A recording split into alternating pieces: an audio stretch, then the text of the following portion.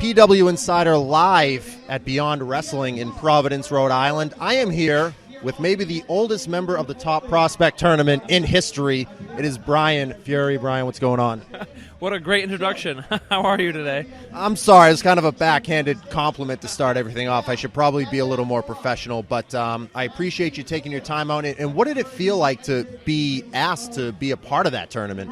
For me, it was awesome. It was a lot of, I guess you could say, redemption after the long road back from my ankle injury, after I had done a little bit of work for them in the past. So it was like a year and a half, 2 years before finally getting the call to be able to get a chance to work for them again. So I was very happy, very excited.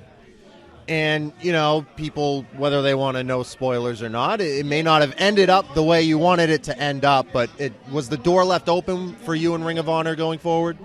Yeah, the door is definitely left open. I think I made a very good impression, not only by making it to the finals, but how well I did in all three matches and stuff. So I definitely think there's an opportunity for more things to happen going forward there at Ring of Honor.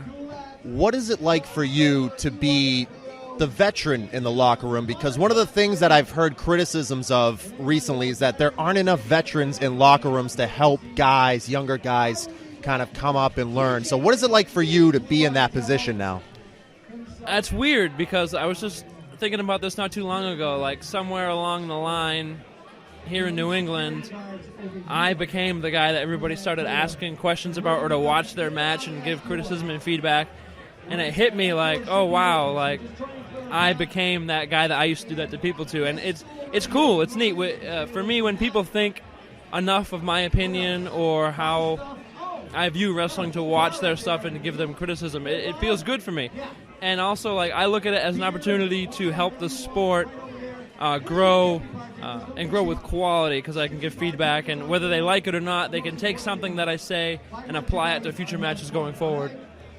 So who do you now look for advice, since you're the veteran? Are there guys you still reach out to and sort of look to for that sort of thing? Oh, there are definitely people.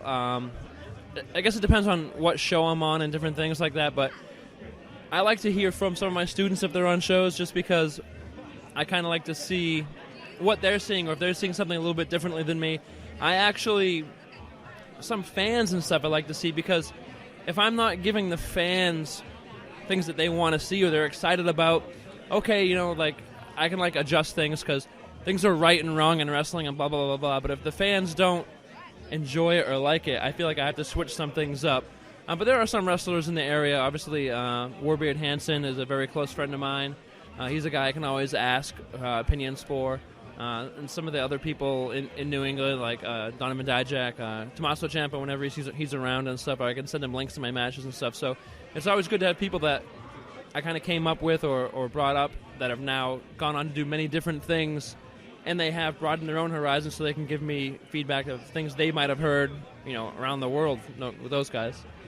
It's strange because, you know, whatever profession you're in, you always there's a point that you were talking about where it's like, okay, now I'm the guy who's supposed to lead. So when you went into that match last month with Zack Sabre Jr., a guy who is sort of world-renowned now, he's kind of one of the guys everybody's looking at. Did you feel like you had to take control, or are you kind of the guy who goes in and just lets things happen? I definitely didn't feel like I had to take control. I am a type of wrestler that kind of reacts to my opponent and that type of style that they wrestle and things like that.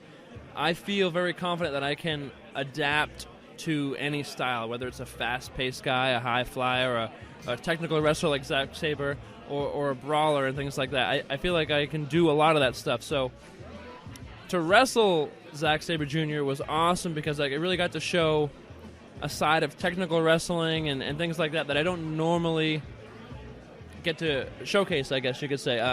Not a lot of times you're going to see me exchanging a ton of holds or different things like that on a show, so to be able to do that was awesome, and for the crowd to react and really receive that match as well as they did was great for me.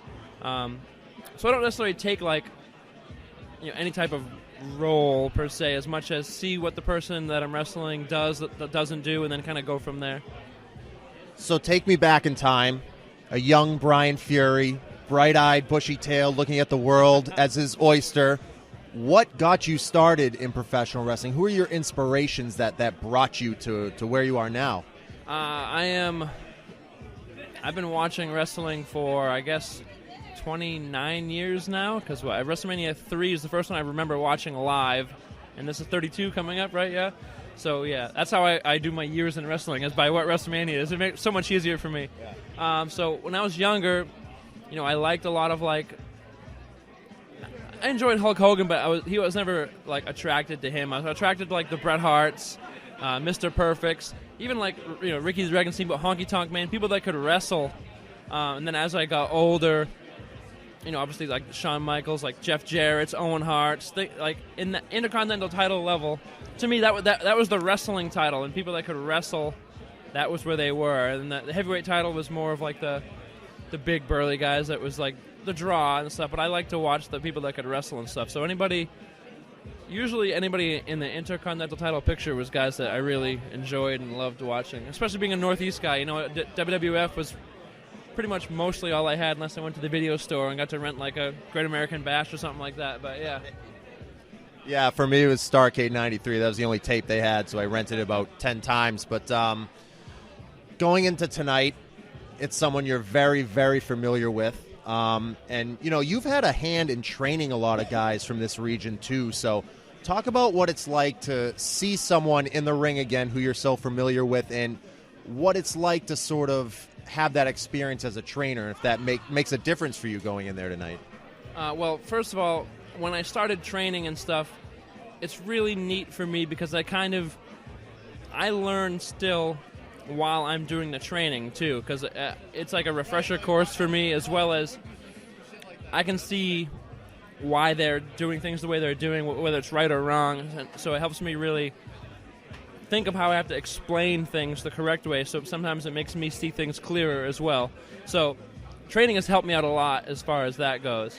But as far as my match tonight against Eddie Edwards, first of all, it's been 5 years since I wrestled him, which seems like an eternity because we wrestled so much as we were coming up. We had pretty similar careers, and early on we were both in tag teams, and our tag teams had feuds at many different companies here in New England.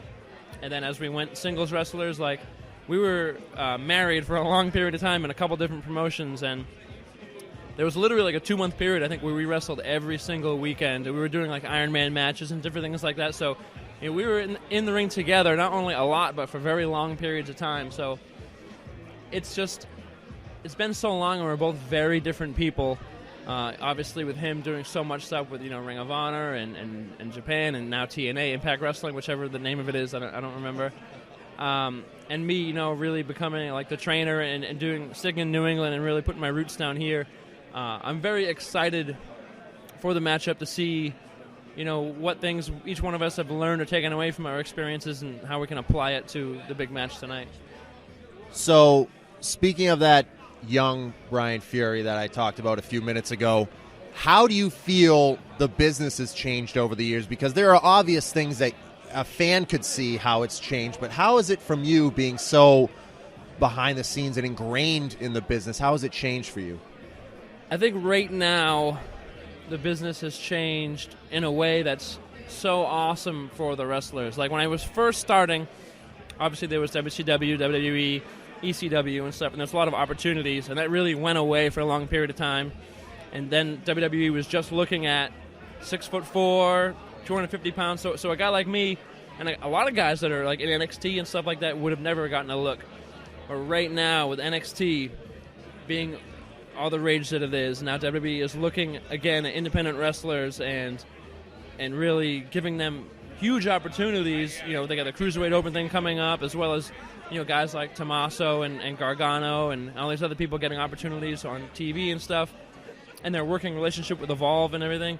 It's so much more opportunistic, I guess you could say, for the boys. And it's not like a dead-end road like I kind of felt like there was no end of the line, I guess. People can only go so far. They had a plateau, but now I feel like it's open, and people can go anywhere. And the wrestling business itself, it's had its ups and downs. I mean, it always has, I feel. And I think right now it's definitely on a huge upswing.